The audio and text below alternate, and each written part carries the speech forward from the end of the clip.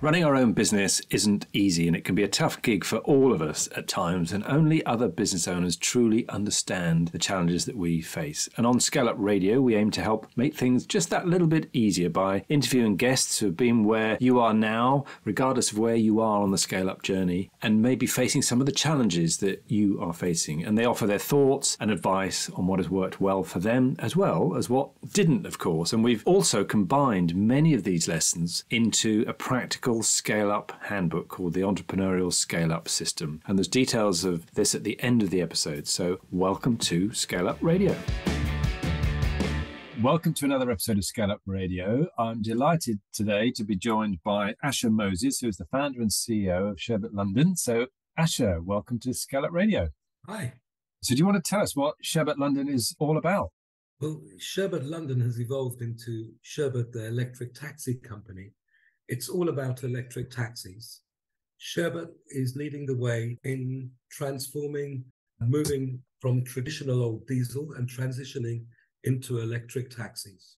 Our business model is like moving from an old traditional business model where we couple technology into our business to get data, and we use our taxis as the Internet of Things to connect to smart cities.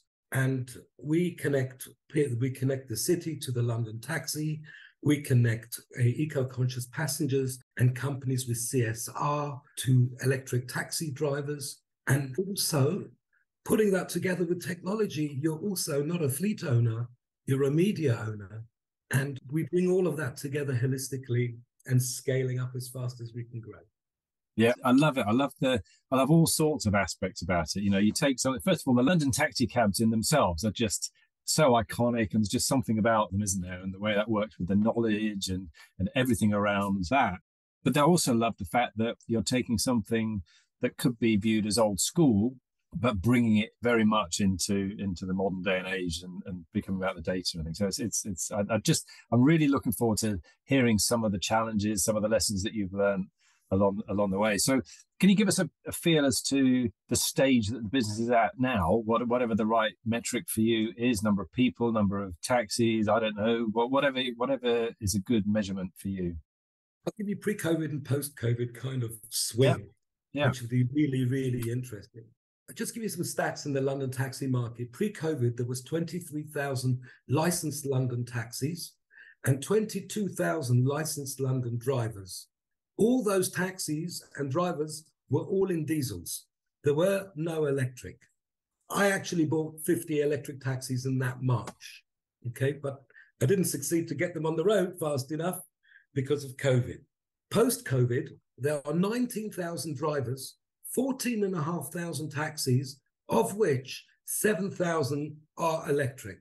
We've evolved all our fleet into electric. We're 444 electric taxis on the roads today, all coupled with technology, which allows regulators to regulate, operators to operate, drivers to book, advertisers to advertise, and credit cards and payments to be accepted in all our cabs.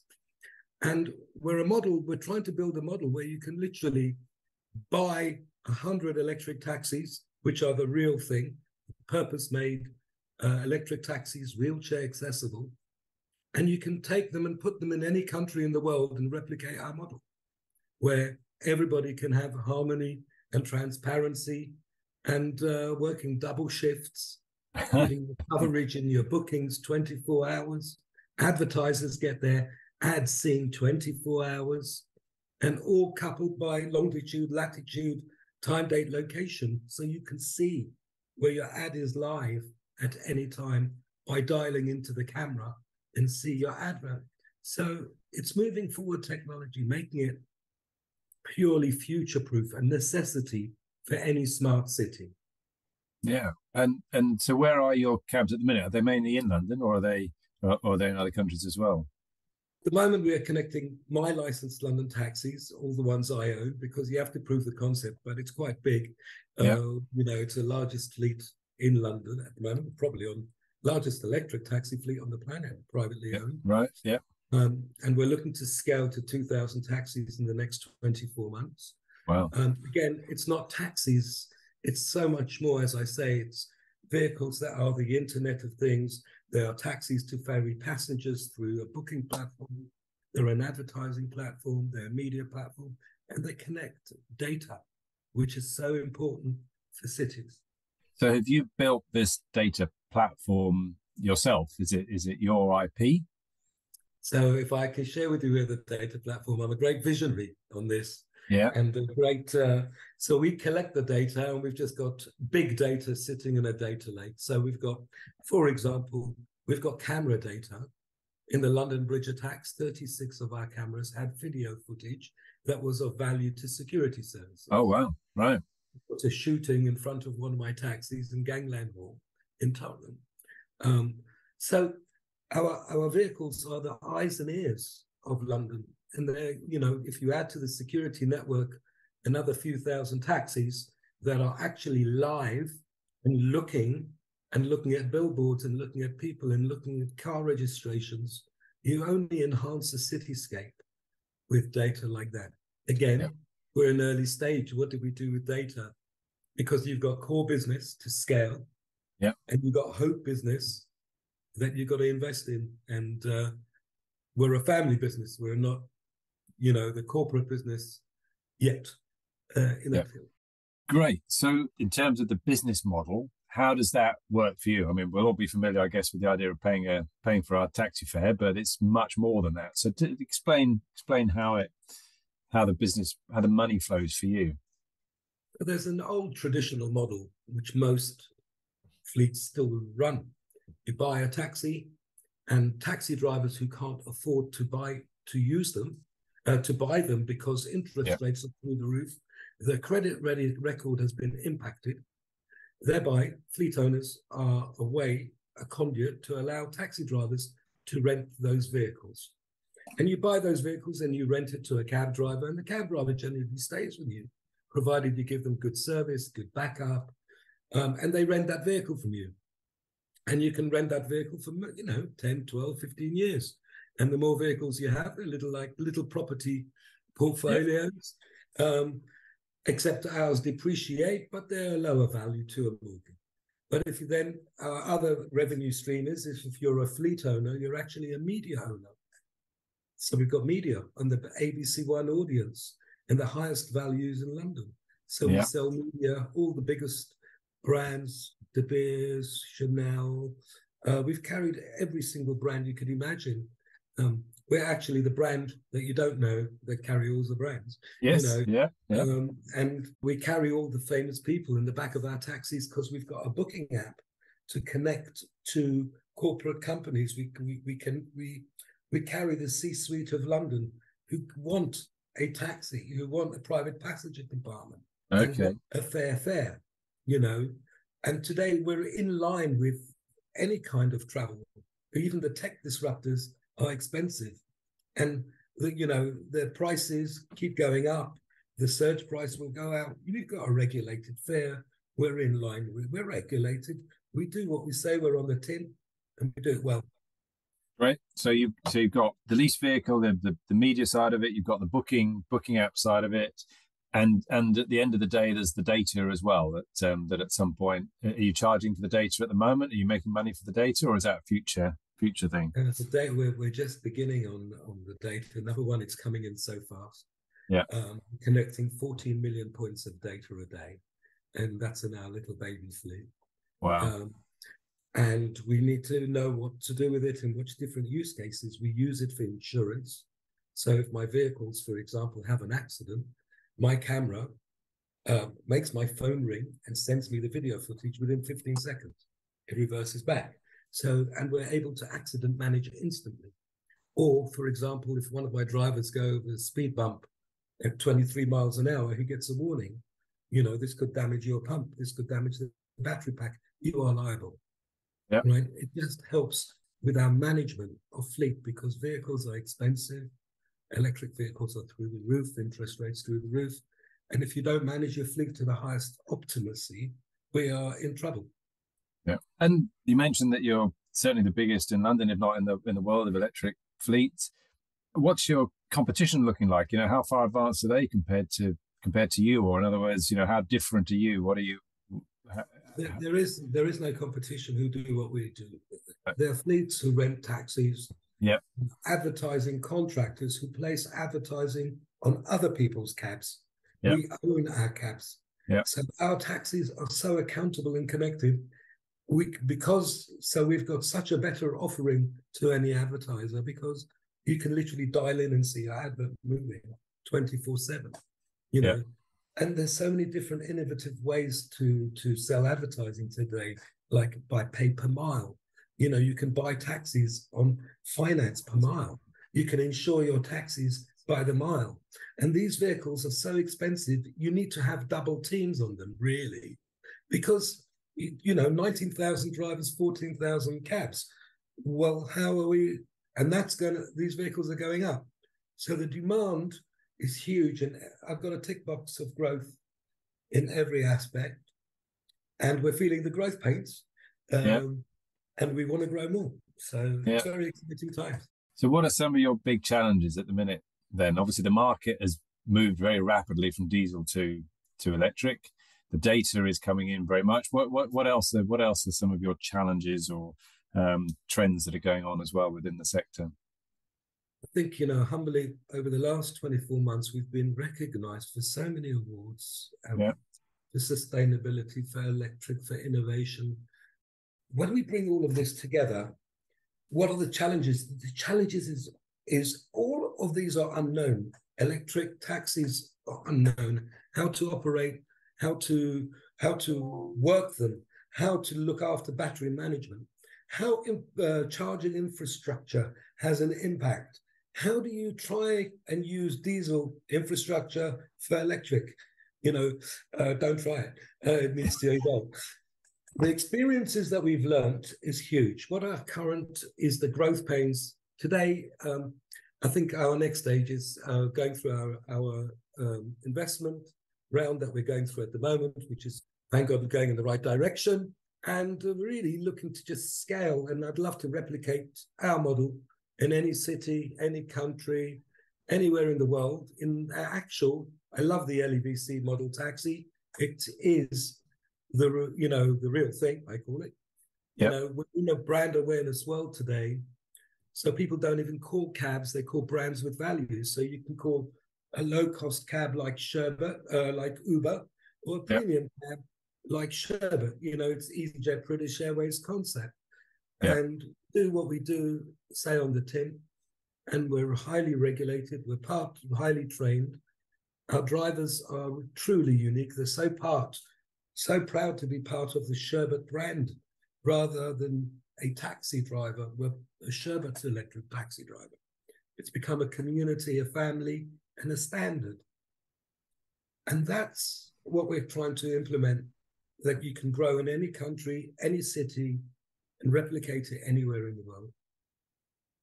And would that be something that would be run by Sherbet from London in another country, or would that be like a franchise model? Somebody would buy into your way of doing it. How would that work? Well, already there are plenty of electric taxis all over the world. Many countries have got taxis. Egypt's got taxis. France has got taxis. We're talking Electric London black cabs, should we call them, LEVC e-taxis. In an ideal world, we could look to connect them all together into one platform. It's one standard, it's one service. On the other hand, anybody could come to us and say, we could buy the taxis, put all the kit into the taxis, and put them into any city in the world, and give security services the eyes and the ears that they need in their capital, because we hit all the spots.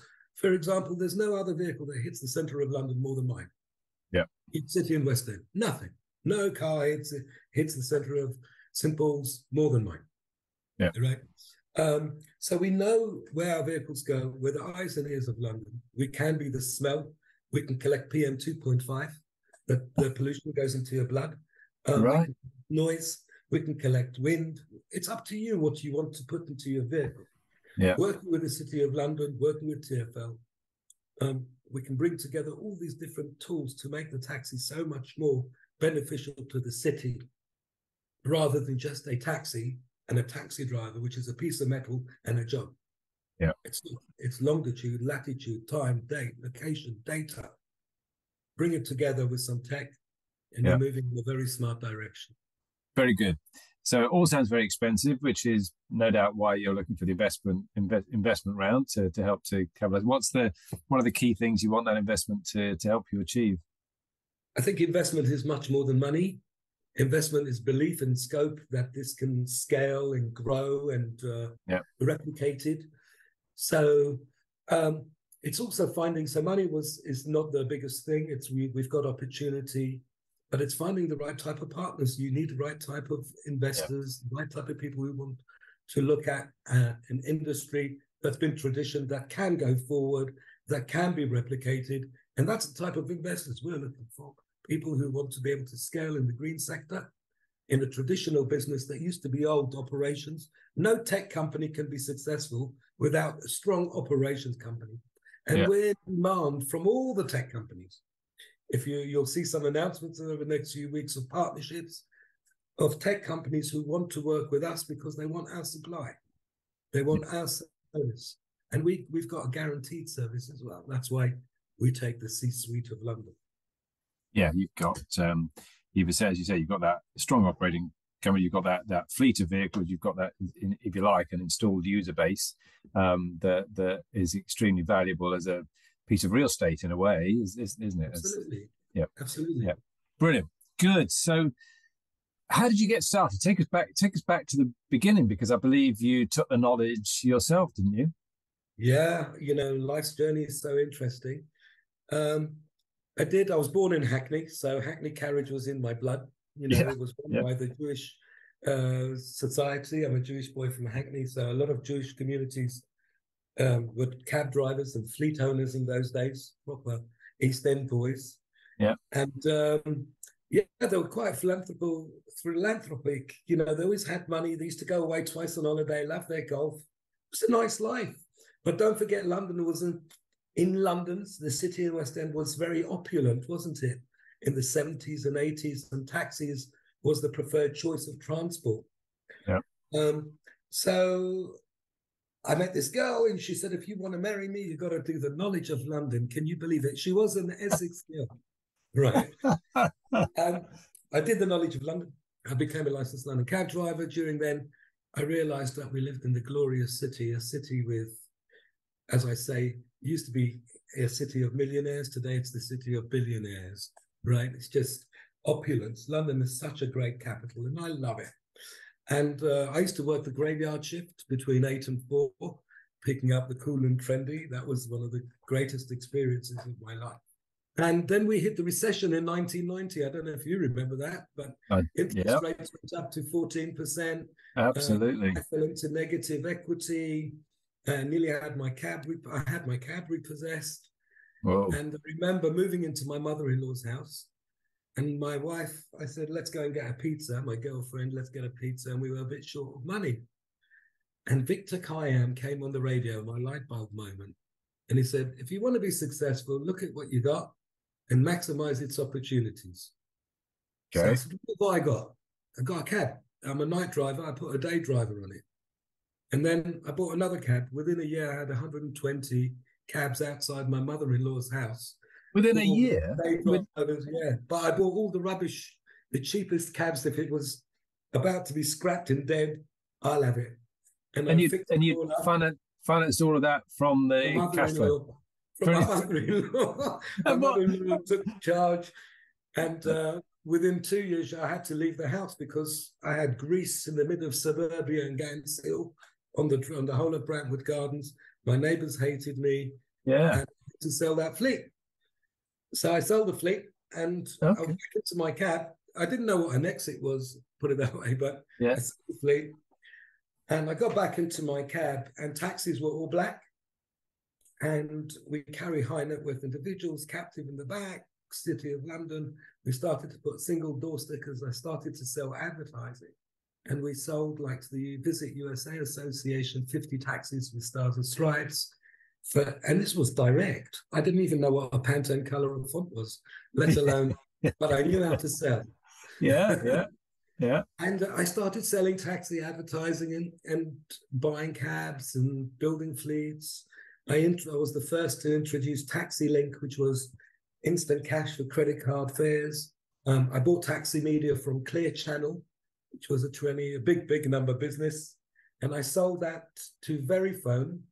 At the peak of the Olympics, Verifone wanted a payment business. And obviously I had Taxi Link and all the access to, I still got access to thousands of taxis nationally. I sold it to Verifone at the peak of the Olympics. I understood what an exit was. And if I'm not mistaken, 10 years ago, it was Addison Lee sold out to the Carlyle Group for 300 mil. I wasn't going to come back because I exited, but I said, if Addison Lee can do it, that's my time. So I'm back as Sherbet. Sherbet Dab we're a brand called Sherbet Dab, Cab. Yeah. So we can now outcompete our other brands. And we're making inroads to future-proof London taxis and actually challenge our competition. We're doing a good job. We deliver for our clients. When we don't price drop or price surge. We do what we say on the tin. We do it fast. We do it effective. And we charge a fair price. And we're connected. And we're in line with the mayor strategy of going green. And we need a lot of EV subscribers who are listening to this should download our app or should open an account with us. I have to say that. Yes, of course. Why we are in the same direction yep. Of reducing emissions. And we're doing a good job and we love it as well. All my team love this transition and the drivers love it. Yeah. Okay. So tell me about some of the things that because you just mentioned some of the key milestones and the successes that you've had along the way. Tell me some of the things that you've learned that you would do differently if you had your time again. You know, what would you say you got wrong? I think what was that one? I think the words are: I don't make mistakes. Mistakes make me. I'm a walking mistake. I think through the whole journey, you're going to get a load of things wrong. I think the first thing is sitting on the fence too long. You either do it or you don't, because if we made the right move to do it quick and fast and believe in electric, which helped us along the route because it was a commitment. And I can see people who didn't commit still in diesel and not moving, and it's going to take time. So we've got a nice runway, which is good. What did we do wrong? I stayed too long in diesel infrastructure. I'm still stuck in a lease under the arches. I mean, I could shoot myself. I hate to say that, but I don't like being under the arches. You know, we're desperately looking to move now into a state-of-the-art 30 ramp facility, fully EV. I mean, you can't get technicians. You think you might get 30 ramps, but try and get 30 technicians. You know, that's simply so.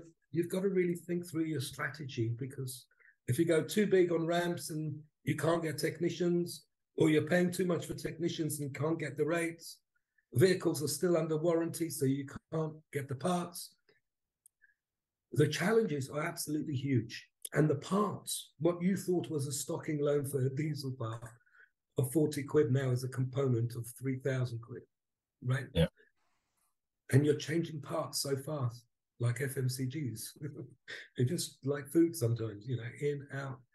So there's a lot of unknown: battery management, charging infrastructure, challenges of moving people's trades from a traditional mechanic to become EV trained. So it's a lot of challenges, and they come at you every single day. So it's not a stable walk in and do it this way.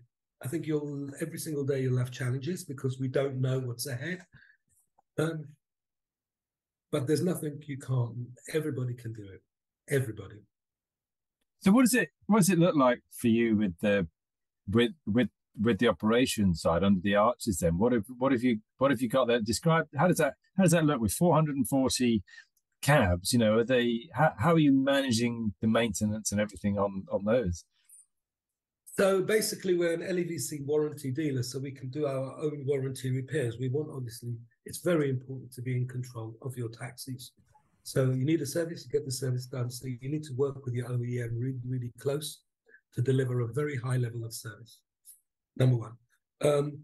And currently we work under 11 ramps. We run it under 11 ramps, and we try and maximize our ramp time with our techs. You have no time you can't do running repairs on an EV. Come in and jack it up on the side. Forget that. You've got to be in a watertight, clean, sealed environment, hazard-free, plug it into the computer, get your diagnosis. It is a process. Now, to tell a traditional guy it's a process, well, you don't get it. It's not a process. It'll take half an hour. No, it's a process. So there's a booking period. And you've got to, because you're not in the warehouse, you've got to drive in and drive out. So it's important to get your infrastructure correct, super tight at the same time of committing to your vehicle growth. Don't be caught in that. That's a definite mistake. Yeah. Because you can never find the right place. Because if you're in London, I'm in Putney and in Dalston. I've got 30,000 square foot yard 1 mile away from London Bridge. Right. So from Liverpool Street. But I'd rather have the yard than an infrastructure, if you get me, because it's such a prime location. And then we're under the arches in Putney. The old days of cab drivers living in London doesn't exist. They live now out of London because of the cost. So they're doing more mileage going in and out. We used to live in Notting Hill, in the East End. Those days are gone. Where's the Cockney gone? I'm the last one. I think there's a few around, but yeah. Yeah, there is. It's certainly a couple of my favorite characters. Yeah. Good. Yeah, I'm wondering whether we should do, for some of the listeners that aren't so familiar with the with the Cockney rhyming slang, whether we should explain things like sherbet, dab, and cab, and stuff like that. But I'm sure you've got a few good examples. Well, you got Rosie Lee as a cup of tea. Yeah. We got Trouble and Strife is your wife. Yeah. What else we got?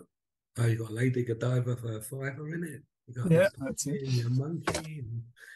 So it's a proper language. People really, and you got your sherbet, and everybody talks about what's sherbet. Sherbet is sherbet dab for cab, and suddenly drivers got, hey, I love my sherbet. We're above. We're actually, taxis aren't benchmarked anymore. Sherbet is the benchmark for London taxis.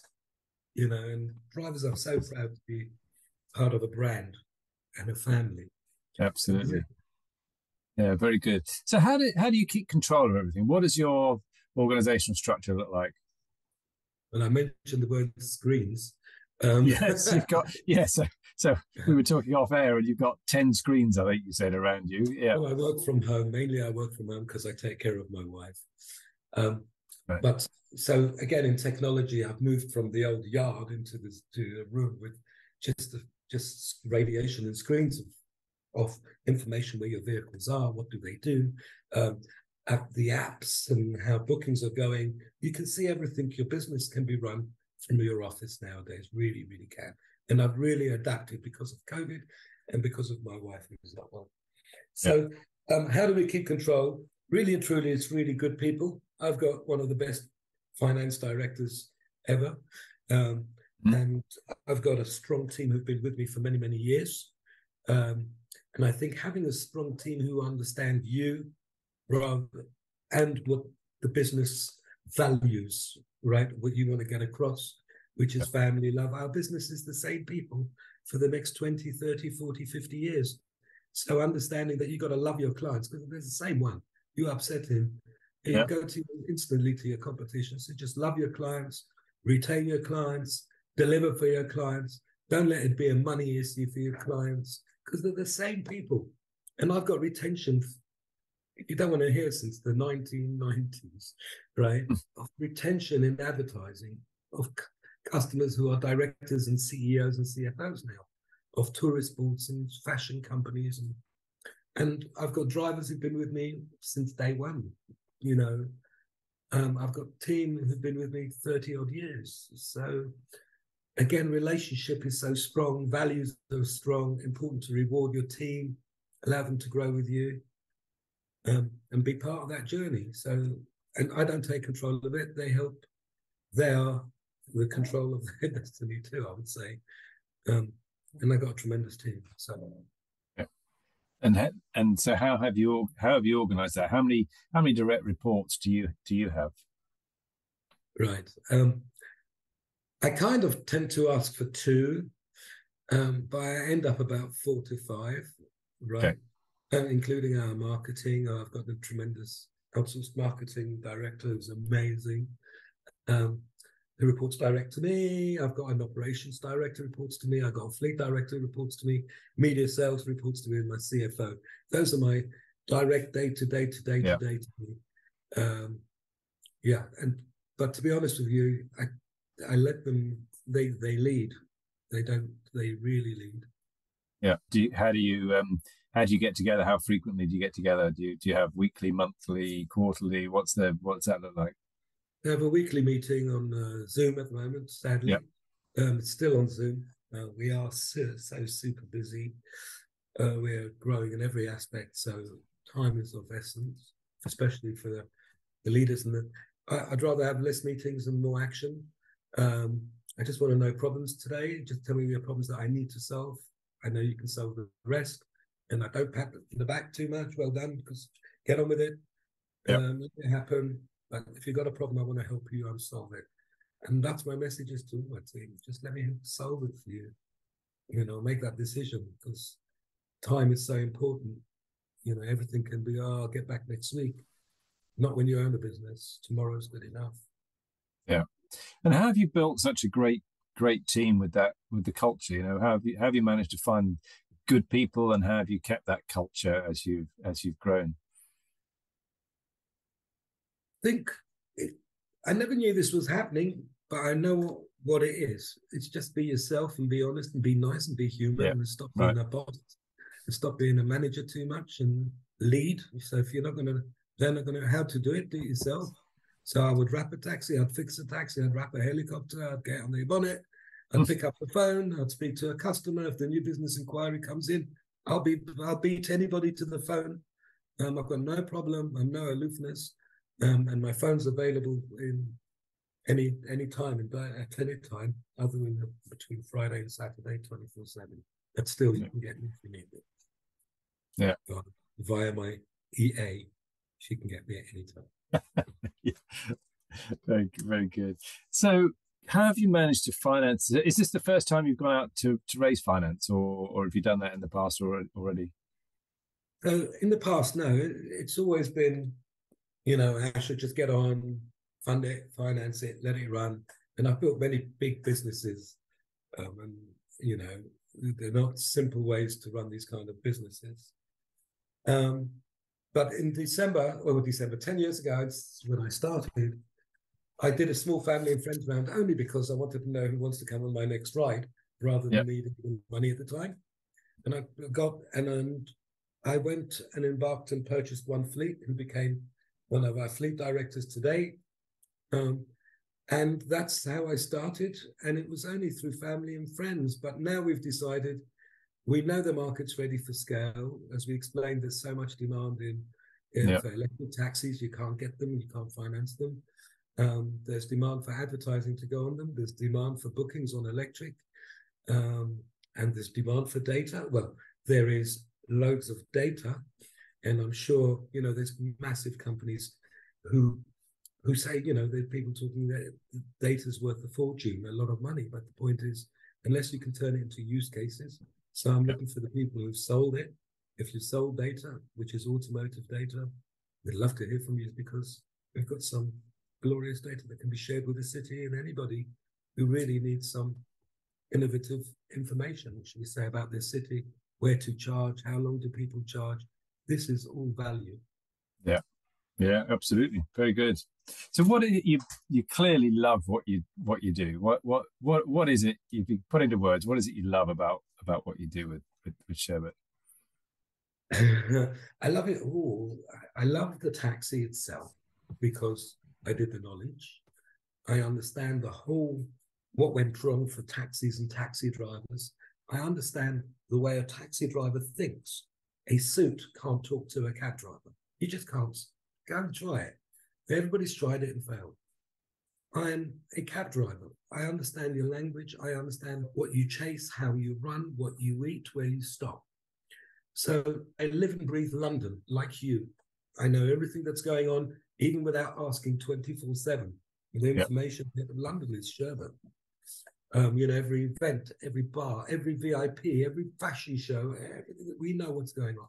So, so obviously London's a great city. It's exciting. We work with exciting people. You can't let these people down. So your adrenaline is always on about. I'm always our high point for customer service with my drivers. You've been with me for 10 years and you upset him for a tenner, for a diesel or for something, or stop it. Start looking at the value of your customers and worry about upgrading and building them and thanking them. So it's really loving your job, loving your drivers, loving your staff, loving your people, and making them feel valued, I suppose, because I do value my customers. I really do. And there's no such thing, I've got 700 drivers. Sorry, I've got 700 customers who pay me income month and month and week and week. They're my customers. You need to love them and appreciate them and help them when they need you. Just because they can't open the app at 2 a.m. Send them to me. I'll do it. Really? Okay. So what all right. Well, what must be a few challenges in there. There's what frustrates you? What would you change if you could? It's very hard trying to scale when you've got an amazing team who hold everything together and you want to take advantage of the market, for example. You want to grow, your market's doing really well, you want to scale. How do you balance your team needs, right? Your ambition to grow, to take the market. How do you balance how much more do you put on your team? How much can you push them to do loads of spreadsheets, loads of analysis, loads more meetings, loads more questions? You can put so much on and they give you the answers, to be honest with you. But the truth is, you have to ask yourself, I'm admitting, do you have enough time to look at all that data? Are you really benefiting from all those demands on top of? So, these are big challenges. You need, as an owner, you want to see all the data. How many times has this guy charged? How many drivers have I got on the app? Why hasn't he transacted? Why didn't this happen? Because I could see my business like we used to call it the old equalizer. I can maneuver my business. That's how I see it. I can see the equalizer in my head, what needs to move. But I suppose the younger generation don't even understand what that is. So it's a very difficult because there are many moving parts. It's not like you open a shop, you come in, you rent a car, and that's it. You're bye-bye. You've got the whole ecosystem of Londoners, CEOs, CFOs. You've got all the decision makers of London who work with us. You can't let people down, all the brands, So it's not a money thing anymore. It's all about valuing your customer because it's about repeat business. Yeah. All right, good. And if there was something that you look back on, is there something you would change if you could? You do differently? I'm not one of those who look back. Yeah. I really am not. I can't look back. I mean, I have to look back and be grateful for the journey, right? That's my view. Yeah. What would I have changed? And if I changed it, I wouldn't be here because it would have changed something else. True. So I need to be grateful to be here and change whatever's coming at me rather than behind me. Yeah. Very good. Yeah. I don't think I'll look behind again. Yeah. Don't want to be going forwards while looking through the rearview mirror, do you? No, I've been doing that as a cab driver many years. Yeah, great. So I get the feeling that you're about changing the world. You're making it. You're really trying to make an impact. So what's the legacy that you want to leave? I want to ensure that licensed London, let's talk about what I'm proud of, licensed London electric taxis or taxis remain future-proofed, and it remains highly connected and an important, valuable part of London and a smart city, to be valued more than a taxi, to be one of the most valuable assets in London, an asset that collects valuable data, eyes and ears of London, connects the C-suite of London, advertises the greatest brands, and to be able to replicate this model around the world. In fact, will be happening when I'm not here, I'll be delighted. And by the way, my data pool, all of that data information is perfect for autonomous vehicles. So when I'm not here, push the button on it. Brilliant. Good. So in 5 years' time, where do you want to be then? What does good look like in 5 years? 5 years, if I had to wish it and dream it and make it happen, I would say in 5 years' time, Sherbet, the electric taxi company, will own 30% of licensed London taxis. Yeah. It will be all totally connected, as I say. Yeah. And connecting the city, connecting London, connecting passengers and drivers. I would like to have a few replicable cities that are in the same mobility area as me. So we're putting it into mobility, because it's not about taxis, is it? It's the word mobility. And if we don't fit in, you're not going to be part of that world. So I want to be able to own 30% of London and retire, and maybe be a chairman and look after it and make sure we can replicate this beautiful, iconic product with technology globally. That's what I want to do. Brilliant. Here to that. Sounds great. Sounds amazing. And I've really enjoyed meeting you and hearing your story, Asher. Are you all right for a couple of quick fire questions just to finish us off? Of course. Go ahead. Good. So if you could go back to your younger self, what advice would you give yourself? My younger self was. Don't tell me I've stumped you for words, have I? Well, you made me think who I was for my younger self, and it was a different human being to who I am today. Yeah. I need to be the man who I am today at my younger self. All right. Understanding, kindness, and it was a tough time being a young kid, immigrant family in Hackney, believe me. I'm sure. You grew up tough. Yeah. Today I'm a bit more softer. So yeah. Great. Good.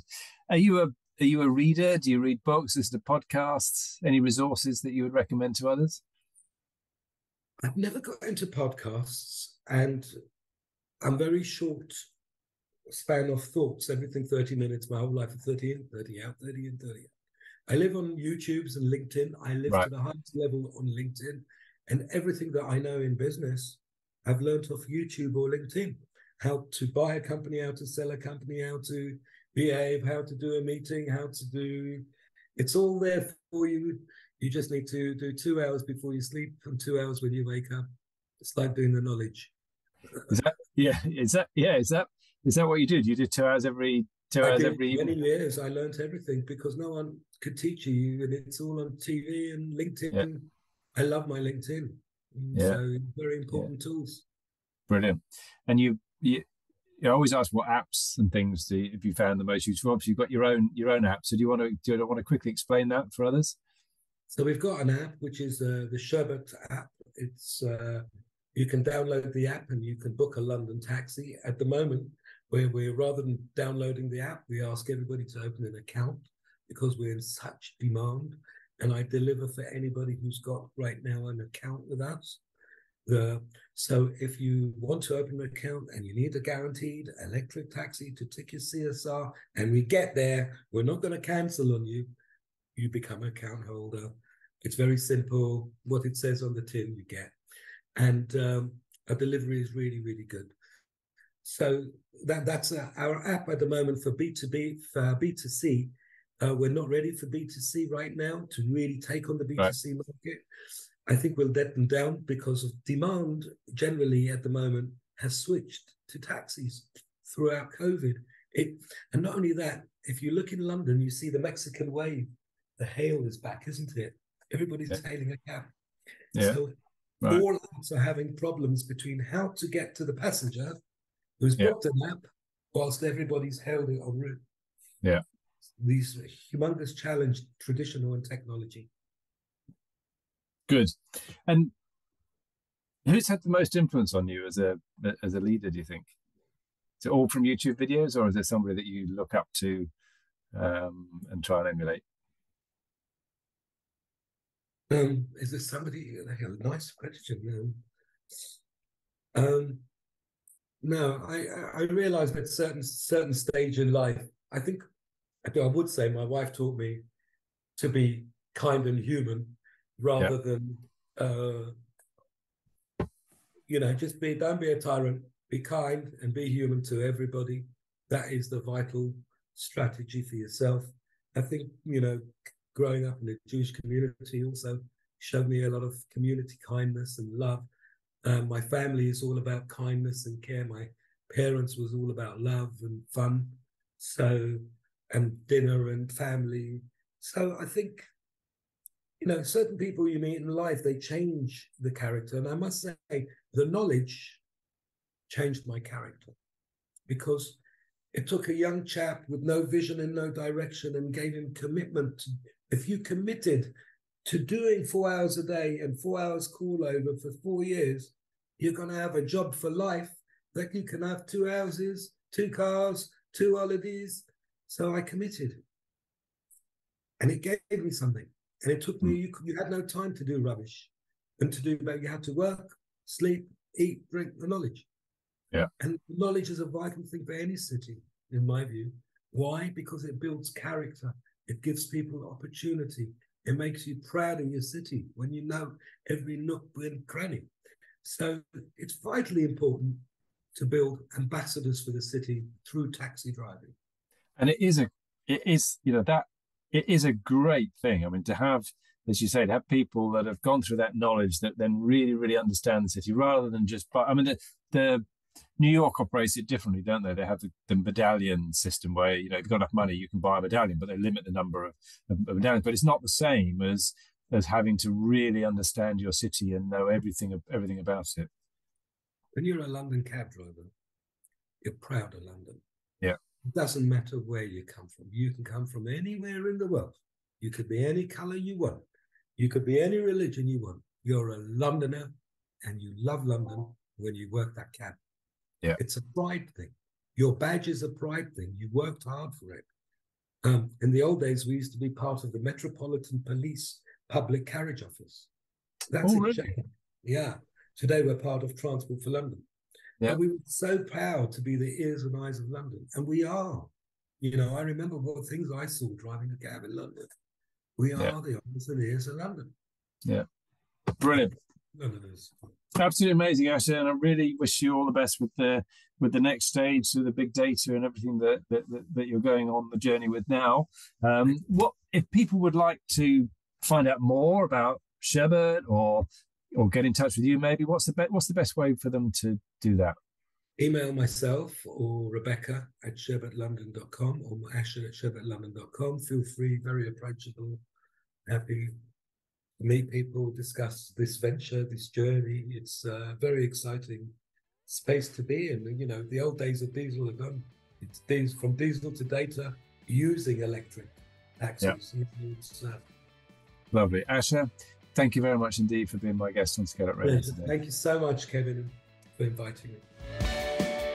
I hope you enjoyed that discussion, and if you're building and scaling your own business, you might well be interested in our book, The Entrepreneurial Scale-Up System. And it's exactly what it says on the tin. It's a practical handbook around scaling a business in a structured way. And you can order a copy on all your favorite online retailers, including an audio version, or you can find it and other supporting resources on our website, www.esusgroup.co.uk. That's esusgroup.co.uk, which is esusgroup.co.uk.